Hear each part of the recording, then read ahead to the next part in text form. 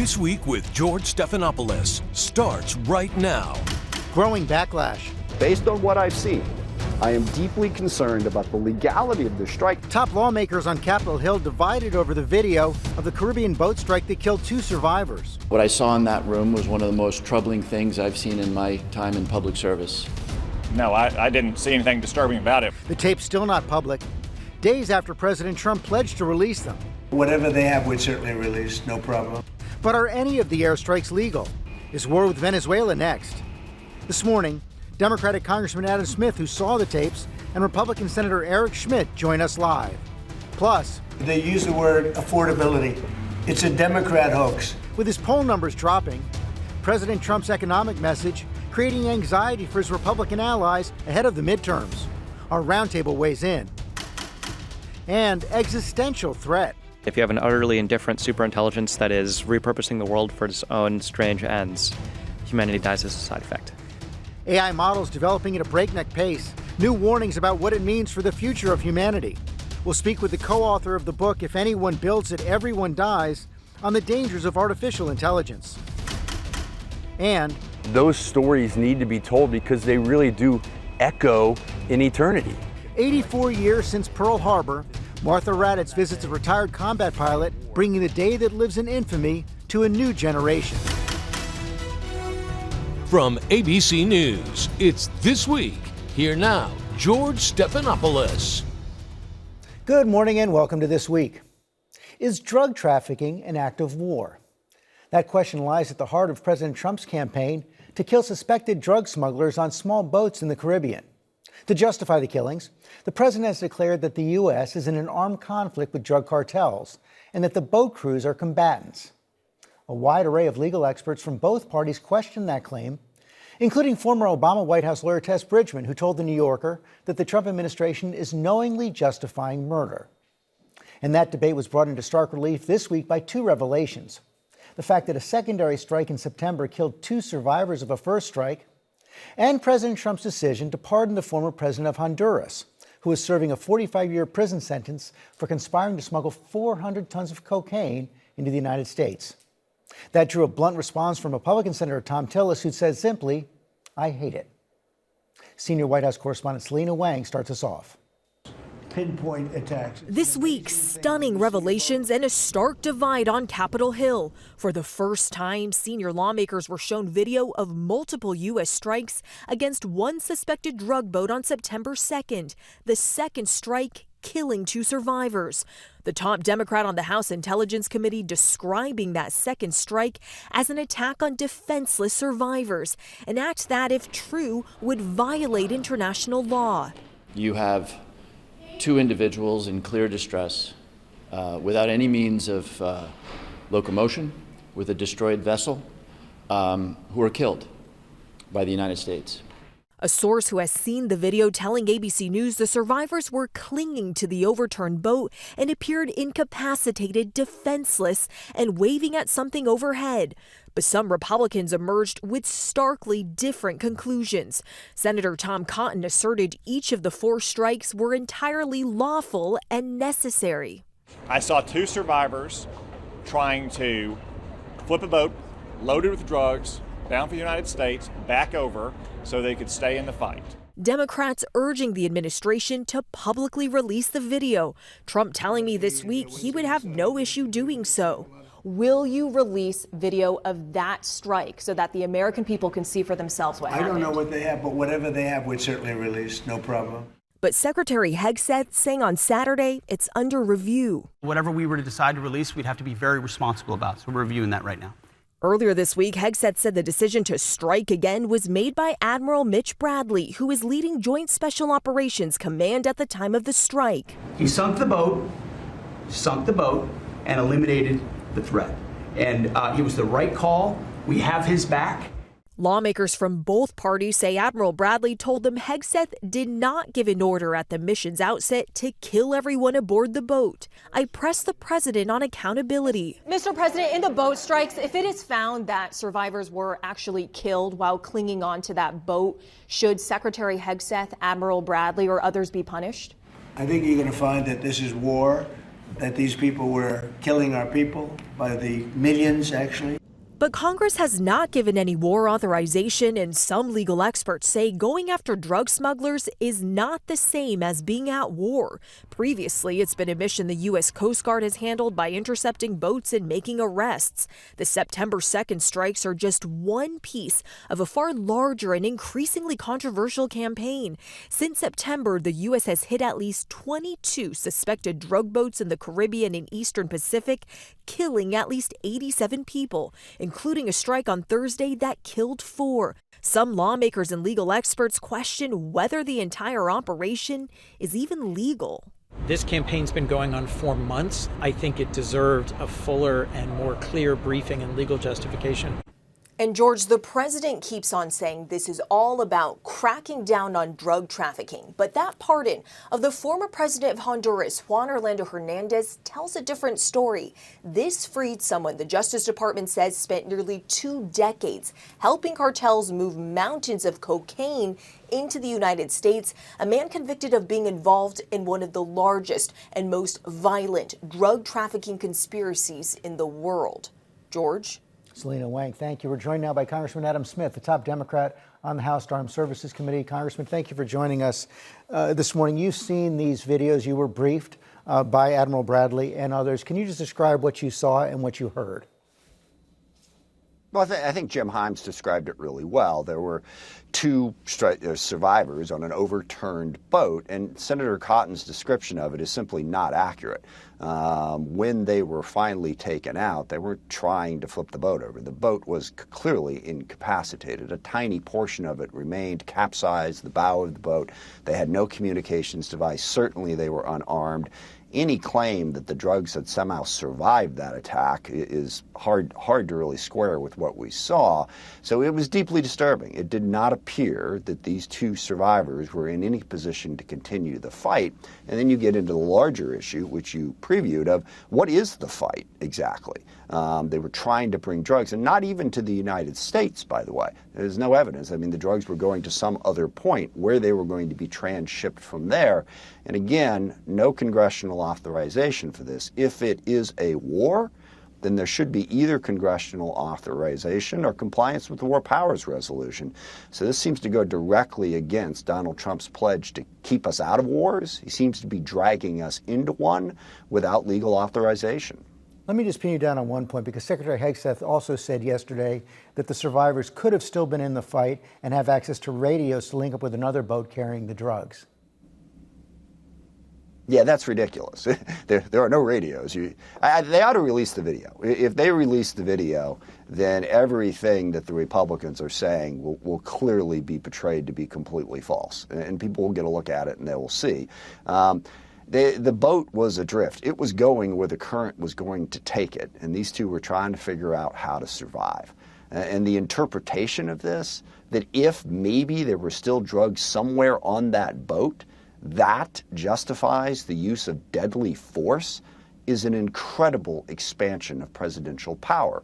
If you say anyone who has drugs that they're intending to illegally transit to the U.S. is a legitimate target for deadly force, the amount of power that gives the president and the U.S. military is unprecedented and something that ought to be concerning to all of the American people. On the release of the video, President Trump has said he's fine with having it released, but Secretary Hegseth also said yesterday that's still being reviewed, and he raised the possibility that they can't release it because they don't want to compromise sources and methods. Yeah, that's ridiculous. I mean, how many videos have they released to date? I'm not sure. It's like 15 or 20. They've showed the strike. It's not very hard to make sure that nothing in that video shows anything. If they showed us just the portion that we saw of those 2 on the boat, it's no different than any of the dozen-plus videos they've already released. I mean, it seems pretty clear they don't want to release this video because they don't want people to see it, because it's very, very difficult to justify. And again, big issue here is President Trump's dragging us into a foreign conflict when we have domestic issues that we're supposed to be paying attention to, that we need to be paying attention to. It's directly contrary to the campaign that President Trump ran. And is this really about drugs, or is it about regime change in Venezuela? Are we about to go to war with Venezuela? The president has alluded to that repeatedly over the course of the last several weeks, couple months now. And that, too, I think would be very, very bad for the national security interests of our country. Have you or any of your colleagues in Congress been given any briefings on the possibility of land strikes in Venezuela and taking out President Maduro? We have not. And that's the other aspect of this Department of Defense and the president. They don't really think that Congress should be allowed to exercise their oversight. They have not kept us informed on this. They did not inform us of these strikes. The decision to go forward with this was made in late July. The execute order that the White House gave the Department of Defense was issued on August 5th. By law, they are supposed to transmit that execute order to Congress within 30 days. They haven't. They have no intention of doing so. Look, I mean, that's the biggest problem with this Department of Defense. They don't seem to think that the law applies to them. I mean, let's start with the fact it's the Department of Defense. I'm out at the Reagan Defense Forum, and they're all running around calling him the Secretary of War, the Department of War. The law states clearly it's the Department of Defense. They don't care what the law is. They do and say what they want. And look, we're going to have arguments between the executive branch and the legislative branch. Every president that I've worked with as a member of Congress has that. But all prior presidents at least gave some effort to follow the law. This one doesn't seem to want to, and the Secretary of Defense doesn't either. That undermines our representative democracy and our Constitution. You say the Secretary of Defense doesn't want to follow the law. We also saw this Inspector General's report on the release of sensitive information on the Signal messaging app before the strikes in Yemen. Secretary Hegseth has called that a complete exoneration. Your response? Yeah, it's ridiculous. And in addition to not following law, he doesn't want any accountability. He was asked yesterday at the Defense Forum here, do you have any regrets about the way you handled that? At which point he gave a philosophical answer about how life's too short for regrets. I disagree with the Secretary on that point. It's perfectly okay to look back at past actions and say, yeah, I didn't do that right. Look, he released sensitive information on an unsecured public chat that went to a journalist. How anybody, anywhere in the national security sphere, much less the Secretary of Defense, can look at that and say, oh, good, no worries, I'd do it again. I mean, okay, you make a mistake, whatever, but admit it, you are not supposed to share that type of information. And the report says clearly, the Secretary placed our troops at unnecessary risk. So for the Secretary of Defense to look at that report and say, I placed troops at unnecessary risk, and I'm okay with that. I did nothing wrong. That's really disturbing. We need them to follow the law, and we need some measure of accountability. We can disagree on policy, a bunch of different areas, but we can't have a completely unaccountable Secretary of Defense who repeatedly ignores the law. And that's what we're battling with in Congress right now, to hold them accountable. Finally, I want to ask you about the president's pardon of the former president of Honduras, Juan Orlando Hernandez. Of course, the pardon power is absolute. Congress has no recourse to stop it. But is there anything more the public needs to know about this? Can you think of any justification for the pardon? No. I mean, I think what the public needs to know about this, and I also like to point out the pardon of Ross Ulbricht, the Silk Road crypto guy who was setting up a secret way of using crypto to basically launder billions of dollars in drug money. He was convicted of laundering drug money, and Trump pardoned him. Look, it seems like this isn't that much about drugs coming into the U.S. It's more about what Trump released with their national security strategy a couple days ago, 3 days ago now, where he wants to assert dominance over the Western Hemisphere. He wants to go back to the 19th century, where the U.S. does what it wants in the Western Hemisphere, the Monroe Doctrine. And look, that's disturbing. For 80 years, we have tried to develop an international system that is based on law, a rules-based system. And Trump seems to want to smash that. And if he can go after Venezuela and go after Maduro, that's one way of doing it. The Honduras thing seems to have to do with the presidential election that's going on down there and the party that supports Trump or the party that doesn't support Trump. So it seems to be much more about that than any legitimate desire to stop what, by the way, is a huge problem. Drugs in the U.S. are a huge problem, but they keep, just one more example, and this fentanyl is killing a lot of people. There's no fentanyl involved in what we're blowing up down in the Caribbean, even though the White House and others keep saying that. This is cocaine, which is a problem, but if you really wanted to get after this, you'd be putting pressure on China to stop the precursors, and you'd be putting pressure on Mexico where the fentanyl comes through. This seems to be much more about President Trump's world vision of the U.S. needing to dominate the hemisphere than it does about protecting Americans from the incredible problem that we have with drug overdoses and death. Congressman, thanks for your time this morning. I want to bring in now Senator Eric Schmitt of Missouri, a member of the Armed Services Committee in the Senate. And Senator, let me just begin where we left off with Congressman Smith. Do you support this pardon of the former Honduran president? I'm not familiar with the facts or circumstances, but I think what's telling here is to try to imply that somehow President Trump is soft on drug smuggling is just ridiculous. It's totally ridiculous. He's provided border security like we've never seen before. And the fact is, these cartels now, because the southern border is closed, they've gone to the high seas. So President Trump is acting with his core Article 2 powers. No serious legal expert would doubt that the president has authority to blow narco-terrorists out of the water who are poisoning 100,000 Americans every year. If you watched the SEC championship game yesterday, the Big Ten championship game, combine those two stadiums with the number of people there, that's how many people are dying each and every year from the poison that's coming from these narco-terrorists. So the fact is, George, President Trump has been delegated the authority by Congress to designate terrorist organizations. He's done that. He sent a letter to Congress saying he was going to initiate these strikes. We've had regular briefings about it, including from Secretary of State Rubio, including from the high-ranking officials in the Department of Defense.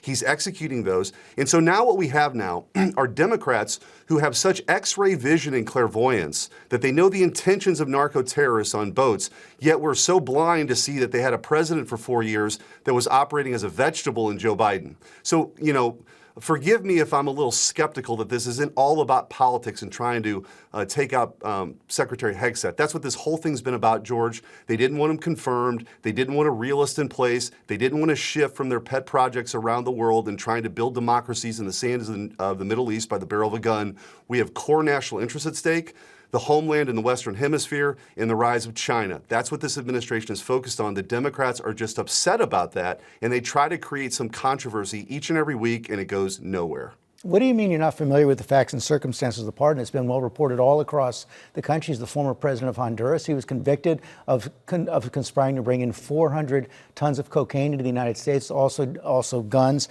and other materials. It's been front page news across the country. Aren't you curious about that? Well, I'm curious about your pushback on that particular point. With your previous guest, you had zero pushback because he's giving the Democrat talking points like you spew every single week, which is probably why your ratings are so bad. But to make the point, what I'm saying is that you're trying to divert here the attention from what the American people actually support.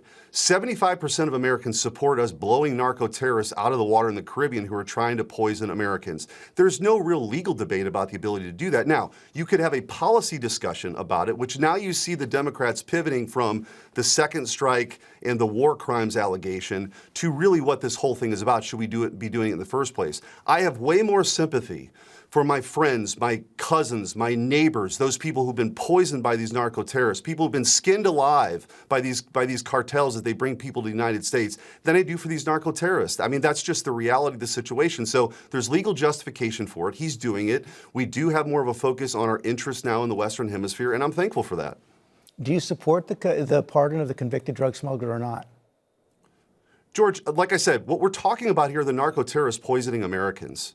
This attempt to try to focus on a pardon is classic because you've lost the debate now on the narco-terrorist question. Because at the beginning of the week, you had Democrats actually on camera saying, you should disobey orders. That's what Senator Kelly and Slotkin were saying. You should disobey orders. And then they went so far as to say that if you don't do that, you might get prosecuted down the road. It's hard to sort of overstate how problematic that is for the chain of command and what it is for a military. The Democrats had their shot at all this, and it was rejected. They wanted to have DEI struggle sessions in our military, transgender surgeries, recruitment was way down. The fact is, under President Trump and now Secretary Hegseth, recruitment is sky high, morale is sky high.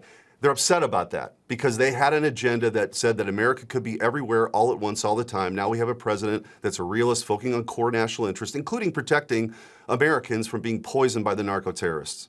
Just to clarify, the Democrats you talked about were talking about illegal orders. They were specific about saying it was illegal orders that they were talking about. Sure, but when you press them on, what orders are they talking about, they had no answer, except to say that somehow they should be guessing along the way. I mean, it's ridiculous. It's really ridiculous. And this is kind of the rabbit hole of Trump derangement syndrome, is that they can't let this thing go. They can't believe that he won. They didn't want Hegseth to be the Secretary of War. They fought it. He was their #1 target. They failed at that. And so now you just have a series of issues that come up every week to try to undermine this president and the Secretary of War. And it's not working. They're going to carry out their mission. They executed another strike of a narco-terrorist just this past week. Those will continue, and they're completely authorized. I reviewed the 40-plus page memo by the Office of Legal Counsel. There's JAG officers in these rooms, George, every time there's a strike. So again, the narrative at the beginning of the week that this is war crimes, that's clearly fallen away, and now the Democrats are peddling another lie. You mentioned Secretary Hegseth. Here's a quote from the Department of Defense Inspector General report on that release of sensitive information over the Signal app. According to the Inspector General, the Secretary sent information identifying the quantity and strike times of manned U.S. aircraft over hostile territory over an unapproved, unsecured network approximately 2 to 4 hours before the execution of those strikes. The Secretary's actions created a risk to operational security that could have resulted in failed U.S. mission objectives and potential harm to U.S. pilots. Isn't that a concern? I reviewed the IG report, and it's a nothing burger. The fact is there was allegations that this was confidential or classified information, I should say. It wasn't. There was no operational integrity problems. That Operation Rough Rider was executed flawlessly. So was, by the way, Midnight Hammer. So you can't really call that into a question. There's no confidential or classified information that was disclosed. And again, I think the bigger concern that you didn't have a hue and cry about from the Democrats was when Secretary Lloyd Austin went in for a medical procedure, was incapacitated, and didn't tell the president. Literally, we had a Secretary of Defense that wasn't on duty and nobody knew about it. Like, that's a real problem. This was a nothing burger, and that's what the IG report that I read last week in the SCIF indicated. It said it was a risk to operational security. But it wasn't. It wasn't. There was no... Listen, remember when this scandal, so-called scandal started, it was about classified information being disclosed. It wasn't classified information. So again, you pivot to this sort of sensitive information, but there was no risk. There was no risk. And by the way, I'll point out, Signal is approved by the U.S. government for communications. And so if you want to have a broader discussion about that, we probably can. But I think the bigger issue was, in the previous administration, you had real operational risk. You had a department, you had a Secretary of Defense that was incapacitated in a surgery, and nobody knew about it for days. That's a problem. Senator, thanks for your time this morning. Thanks, George. Roundtable's up next. We're back in 2 minutes. There's this fake narrative that the Democrats talk about, affordability. They just say the word. It doesn't mean anything to anybody. The word affordability is a con job by the Democrats. Donald Trump says there's no affordability crisis.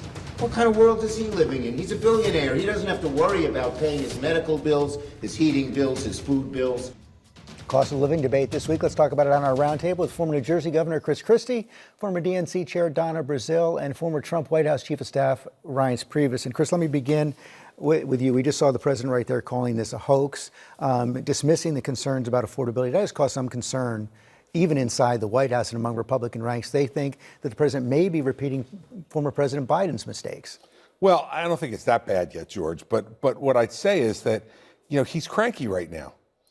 I mean, for those of us who have known Donald Trump for a long time, he gets into these modes at times where things aren't going the way he wants, right? So this is a guy who has spent most of his presidency, the second time around, on the correct side of 80-20 issues. And that's been part of his strength and his power politically.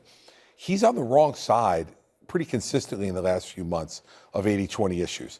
The Epstein files was an 80-20 issue against him. Now, affordability is an 80-20 issue against him, and he doesn't like it, because that goes to the core of who he believes himself to be, which is the economy president. And when it's not being perceived that way by the public, and he's seeing the poll numbers change, he gets cranky. So instead of trying to change it that way, he tries to convince people what you're seeing doesn't exist. Can the White House turn this around? Yeah, I think they can turn it around. I think what he's cranky about is the fact that some of the messaging, I think, on the Republican side isn't where it needs to be. I mean, he had the huge tax bill. Gas prices are down. Inflation from where it was a year ago is in a much better place. And I think it's going to take some time for it to come around. And I think that impatience of that time of this issue coming around, them getting hammered on affordability is making him cranky. That's true. But I think all in all, he's got a lot to be proud of. What does he need to do, though? Well, I think what you're seeing is that I think getting these trade deals done by the end of the year is very important. It may not happen with Canada and China, but it's important. And you're also seeing him and the administration target some exceptions to these trade deals, whether it be coffee, whether it be bananas, whether it be, and I think that is going to spill into exceptions in the world of manufacturing, on component parts, on autos, and you're seeing the administration do it. I think the president is going to have a strong economy, but the question is this economy going to start kicking in with enough time before the midterms? And I think that's what the Trump administration is hoping. I think they're going to do it. Question for the Democrats: can they make this cost of living message stick? Absolutely, George, because every time you go to the grocery store, when you want to buy new furniture, new appliances, when you're trying to pay your utility bills, the American people are getting sick and tired of the lies. They're worried that Donald Trump is not looking at the problems that they're facing in their everyday lives. Too many Americans are living paycheck to paycheck. I think the president is not just cranky. I think he is really upset that his policies are not working. His tariff policies are not working, and he knows that. He knows that the American people are waiting to exhale, and he's promising $2,000 that will probably not materialize. But for now, Democrats are going to seize this moment, not just on the affordability crisis, but they're going to make sure that the Republicans own this health care crisis, which is about to hit everybody. I forgot where we were a year ago. Oh, we haven't in the forgotten. Biden economy. I mean, lost. what was the inflation rate? How much were eggs? You were talking about making gumbo and egg omelets, and the you avian couldn't flu. make it. And the avian flu, yes, of course, the egg prices have gone down a little bit. Gas prices have gone down. But you know what? You can drive your car to the nearest grocery store and you still find that the price of chicken, coffee, and the rest of those goods are going way Chris, up. let's pick up on the healthcare debate. This could be a freight train coming for everybody in Washington right now. Yep. Next year, 22 million Americans are going to face a huge increase in their healthcare premiums. It doesn't appear that the Republican Party is any closer to a response on this. The president said he might be for extending the subsidies, then appeared to take it back. Yeah, look, I think it's hard because I don't know that he has the votes for extending the subsidies. And this is part of the problem of being on the wrong side of 2080 stuff, right? Because he's starting to lose a bit of that completely reflexive support that he's had from his majority party in Congress. And this issue is going to really be difficult for both parties because in the end, people are not going to care who's making those premiums go up. They're going to blame everybody. And because the Republicans are in charge of both houses of Congress and the presidency, it's going to hit them more or have ramifications for them more. And one thing I would say about what Reince mentioned about the tariffs and the changes on some of the individual items, part of the problem is that his people have been out there saying all along that tariffs don't affect the consumer. That, no, the governments are paying this and other companies are paying it. But if you're going to exempt certain things to try to bring the prices down of coffee or whatever, you're admitting that the tariffs are affecting consumers. And this undercuts the president's entire theory about tariff being the most beautiful word. You then also don't get the revenue if you have all these exceptions. Well, that's right. So he's caught in between. So all these things go back to why is he cranky? Why is he saying the things that he's saying? Not just on this, but on other topics. And it's because right now he's really stuck. And his majority is thin in the House. And you want to talk about cranky, look at those people. Well, they're moving through it. I mean, obviously, they're making adjustments, and I think they're smart adjustments. And I think as the tax... You're talking about the tariffs. And the tariffs. I mean, on the ACA, I don't really disagree with what Chris said. I think the reality is most of us, people like me, can't stand Obamacare, thinks it rewards too many people for inaction that could be working more, but some of them are not. I actually don't think out of the 20-some million on Obamacare, there's maybe 5 or 6 million that might be voters that the president would want to make sure they stay on our side of the aisle. But the fact of the matter is, without an alternative, as Chris said, it's a big problem. And what do you need to have an alternative? You need consensus. And I think consensus is more elusive than even an alternative. No, George, there's no consensus because, look, Senator Cassidy of Louisiana is going to put forward some alternative. We don't know if that's going to pass. Then you have Senator Scott from Florida because Florida is going to be hit hard. There's a lot of Floridians who are on Obamacare in their marketplace. And Senator Hawley is trying to put something forward. The Democrats are going to stay united on extending the subsidies for maybe 3 years while the Republicans try to get their act together on health care. The Republicans don't have an alternative to Obamacare or the Affordable Care Act. The issue, what I was trying to say before, the issue of the ACA subsidy, the extenders, the issue of us shutting that down, that issue alone, I don't think is going to affect our ability to win an election. I understand that. But of that amount, I really don't think a lot of those people are on our side. But secondly, the bigger issue is that we have to have an alternative. And the media is going to go bananas with this issue, and it's going to create a scenario that overexcites the country on something I don't think. Marjorie Taylor Greene is telling a lie when she said it's a problem. Here's the concern. It was a problem. Look at the concern politically, and you saw it play out in New Jersey and Virginia. The people who are going to vote in these non-presidential years are folks who are motivated most of the time by anger right now. Yeah. And the people who are angry right now and are motivated are the Democratic voters and the left-leaning independents who are saying the president's not delivering. And a lot of those left-leaning independents voted for Donald Trump because they rejected Kamala Harris for a whole bunch of reasons. And so what we saw in New Jersey was Mikey Sherrill, the governor-elect, winning by 470,000 votes in New Jersey. Even for a blue state like ours, that was incredible because Trump voters stayed on the sidelines. That debate is coming. We're out of time right now. Up next, is artificial intelligence a mortal threat to human civilization? I'll speak with an expert raising the alarm when we come back. The fear would be that we would no longer have control and that we would no longer be the apex species on the planet. This thing that we created would now be. Is that funny? No. I just think it's not going to happen. I know you think it's not going to happen, but it could, right? It could. I just think it's extremely unlikely. That was NVIDIA CEO Jensen Huang brushing off concerns about the dangers of AI with podcaster Joe Rogan. As artificial intelligence races ahead, we're taking a closer look at both the promise and the peril of the technology. I'll speak with the co-author of a new book warning about the dangers of superhuman artificial intelligence after this report from Jay O'Brien on how Washington is addressing the AI challenge. Just over 3 years since the launch of ChatGPT stunned the world and catapulted artificial intelligence into the mainstream. AI revolution. Artificial intelligence, or AI. That technological revolution now sparking a growing divide between those sounding the alarm. Sometime in the next 20 years, these things will get smarter than us. And we really need to worry about what happens then. And others touting AI's potential. The best case scenario is that AI diffuses into everything that we do. Everything's more efficient. But as artificial intelligence gets smarter by the day, the federal government has struggled to keep up. In the last few months, President Donald Trump welcoming tech luminaries to the White House and setting ambitious AI goals. America is the country that started the AI race.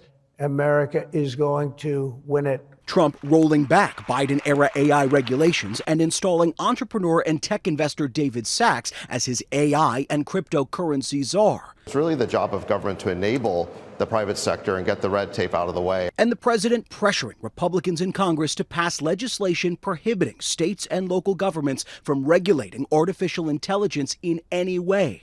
Warning over-regulation is threatening to undermine this growth engine. Some in the president's party pushing back. I think this is a state and local issue. Why do you think the president adopted that position? Probably donors. Maybe he just thinks it's the best way to get AI going in this country.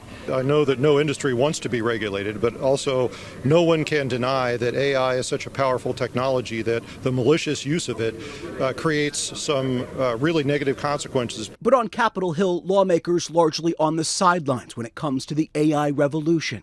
A flurry of bills have been proposed, but not a single piece of notable AI regulation has ever cleared the House or Senate, despite some members expressing mounting concerns. A superintelligent AI could replace human beings in controlling the planet. Do you think Congress is behind on this issue? Republicans in Congress are, because what they're trying to do is at the federal level, nothing, and at the state level, prevent any state legislators from doing any regulation of AI bots whatsoever. AI companies stress while risks for the technology exist, they say the potential benefits are nearly limitless and that they're constantly improving their algorithms to improve interactions. All while some industry leaders have gone from publicly encouraging regulation. I think if this technology goes wrong, it can go quite wrong, and we want to be vocal about that. We want to work with the government to prevent that from happening. To now warning about too much red tape. I am nervous about standards being set too early. We need the space to innovate and to move quickly. Meanwhile, Congress seems stymied. The fear is if you regulate it, you slow it down. If you don't regulate it, you have people that could get hurt. Thanks to Jay for that. We're joined now by Nate Soares, co-author of the new book, If Anyone Builds It, Everyone Dies, Why Superhuman AI Would Kill Us All. Mr. Soares, thank you for joining us this morning. I want to start out with a summary of your thesis that you write in your book. I'm going to put it up on the screen. If any company or group anywhere on the planet builds an artificial superintelligence using anything remotely like current techniques, based on anything remotely like the present understanding of AI, then everyone, everywhere on Earth will die. That is about as stark a warning as you can possibly get. Can you spell it out for us and tell us why you believe that? You know, I wish it was fiction, but the way that we make AIs today is more like growing an organism than it is like carefully crafting a piece of traditional software. The AIs we make, they have the very beginnings now of goals or objectives, or so it seems. We don't really know what's going on inside them. They have the very beginnings of goals and objectives that we didn't try to give them. They have emergent behavior that their operators never intended. In lab scenarios, we've already seen them sometimes try to escape the lab or blackmail the operators. They're too dumb right now for that to work, but if we keep rushing to make AIs that are smarter and smarter, to the point where these sorts of things succeed, then the most likely outcome is they become much more powerful than us. They pursue goals nobody intended, nobody wanted, and the most likely outcome of that is that we die. Not because the AIs hate us, but because they are utterly indifferent. It would be sort of like ants under a skyscraper. As you know, many of your critics have said that this is more like science fiction than science. One of the problems that Stephen Marsh, for example, in the New York Times pointed out is you haven't fully defined your terms, like intelligence or superintelligence. He says the book reads like a Scientology manual. So why don't you start out by defining that artificial superintelligence that you're so worried about? Yeah, we do actually define the terms in the book. If you had read, I think it's in chapter 1.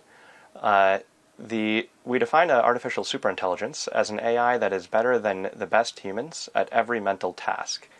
This is not the sort of AI we have today, but the AIs of today, many people's only experience with AI is ChatGPT. The people who have been in the field of AI understand that the field of AI is a moving target, that sometimes people come up with insights, come up with new ways of doing AI that unlock whole new domains of AI, like ChatGPT and the large language models of today. One of the big questions is, what happens when there's new insights? What happens when there's new breakthroughs? These companies are rushing to make AIs that are smarter than every human, and once we get these superintelligent AIs, I think the most likely outcome is that they don't do exactly as the humans say. And I know you say you're agnostic on exactly how the extinction would happen, but just lay out one possibility. The one easy way for an AI to take out humanity would be a virus. As you say, I'm not sure exactly how it would happen. It's a little bit like trying to predict a football game between an NFL team and a high school team. It's hard to predict the plays. It's easy to predict the winner. The sort of real question here is something like, what will the AIs be pursuing? Will they do exactly what the operators say? And we're already seeing the very beginnings of evidence that the answer is no, just like theory has predicted for years. Do you see any evidence that anyone is doing anything to control this? A lot of the optimists about AI say that you can calibrate the systems internally.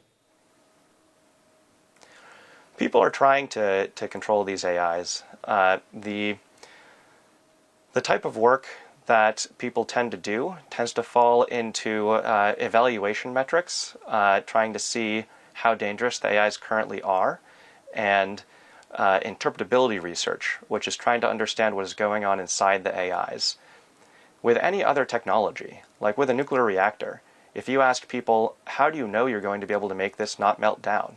And they said, well, we have two teams. One who is trying to figure out what's going on inside there, and another saying, we're measuring whether it's currently exploding. You might not be very confident that these people are on track to do the job properly. How much time do we have? You know, the timing is very hard to call. It could be that next year the AIs will still be pretty dumb, but they'll be just barely smart enough to make smarter AIs, that make smarter AIs, that make smarter AIs, and then things could go very quickly. It could be that it takes 10 years. It could be that the current AIs stay kind of dumb, and it takes 10 years to have some new breakthrough that unlocks new AIs, like previous breakthroughs unlocked ChatGPT. Mr. Soares, thanks very much for your time this morning. Up next, Martha Raddatz revisits Pearl Harbor and shares the effort to bring its history to a new generation. December 7th, 1941, a date which will live in infamy. The United States of America was suddenly and deliberately attacked by naval and air forces of the Empire of Japan. That day of infamy 84 years ago has passed from the memory of most Americans, but the lessons it teaches still on display at the Pearl Harbor Aviation Museum on Ford Island in Honolulu. Martha Raddatz traveled there for a conversation with the museum's new leader, a former Navy Blue Angel, who's bringing his passion for history to a new generation. It was just before 8 a.m. on December 7th, 1941. The Japanese have attacked the Pearl Harbor, Hawaii, from the air. Waves of attacks by Japanese bombers devastating the airfields and warships at the naval base, leaving more than 2,400 Americans dead, including 1,177 on the USS Arizona. The site now a solemn memorial. The Ford Island Operations Building and Control Tower bore witness to the attack, now part of the Pearl Harbor Aviation Museum. Chairman of the board of the museum, retired U.S. Air Force General Ray Johns, taking me up in a World War II T-6 built in 1944. Okay, you ready? Ready. Okay. We are airborne. And then we went on down to Pearl Harbor. The general flying the same deadly route some 350 Japanese aircraft took, including those that bombed the Arizona. If you were looking up in the air that day, what would you see? Chaos. You would see torpedo bombers coming in, the Kates. You'd see dive bombers coming in. You'd see fighters, Zeros doing strafing runs. You'd see all that ongoing, and you're in pure panic. The Arizona's right over here. For John Hiltz, the new CEO of the museum, it is that horror and that history he wants people to remember. Nowhere else in America can you stand on an American battlefield that was in World War II. These are hallowed grounds in a similar fashion to Gettysburg, like Normandy. What happened here created a new world order, and I think that's an incredibly powerful lesson to tell. Hiltz is a decorated combat pilot himself and a former member of the Navy's famed Blue Angel team. I first met Hiltz nearly a decade ago aboard the USS Truman in the Persian Gulf, leading a mission in the fight against ISIS in Syria. We've got a 30-minute window to execute, and we'll make sure that we do so. This video from the nighttime mission showing Hiltz refueling his jet midair with lightning and thunder surrounding him. But Hiltz and his wingman still managing to successfully take out ISIS targets. Hilt says he was inspired as a child to become a pilot by sitting in the cockpit of a fighter jet at an aviation museum. He's now bringing that inspiration to the next generation, including his own daughter, Soren. What do you see for this museum in the future? What is your dream for this museum? The dream of anything like this is that it has to be constantly reinvented and retold in new ways to make sure that it is impacting new generations of visitors that can understand the cry behind Remember Pearl Harbor. For somebody that had a similar attack perpetrated in Manhattan right before I entered the service, to think that could ever be forgotten or not remembered in the same way is heartbreaking in some ways. And I think Pearl Harbor has to be in the same breath. The lessons that we learned here cannot be forgotten. And those lessons come alive at this museum. Hangar 79 was struck that day. You can still see bullet holes from the attacks that shattered the windows. It was a maintenance hangar, and people were in here working that morning on Sunday, December 7th, and ran out to some trenches that were dug out on the flight line and took cover there. I think people, when they think of Pearl Harbor, they think of the Arizona or the Utah. This is different. Those are really poignant reminders of the sacrifices that were made that day. But I think the other important, neat concept is that Pearl Harbor, the attack on Pearl Harbor was an air raid, and it was a novel air raid. It was logistically unprecedented in scope and scale, and to be able to tell that story about how that day transformed our nation, our world, but also how America responded to it. Those stories need to be told because they really do echo in eternity. And Hilt has a personal connection to the site. He flew over the Arizona during a Blue Angels air show in 2014, taking this remarkable photo. You can just make out the American flag patch on his uniform reflecting on the cockpit window in the lower right corner. And to know that at a place that I flew over with the Blue Angels in 2014, now I'm fortunate enough to steward into this next iteration is incredibly moving, and it's the reason I'm here. Finding his new purpose, honoring the past and inspiring the next generation. For This Week, Martha Raddatz, ABC News, Pearl Harbor. Thanks to Martha. We'll be right back. That is all for us today. Thanks for sharing part of your Sunday with us. Check out World News Tonight, and I'll see you tomorrow on GMA.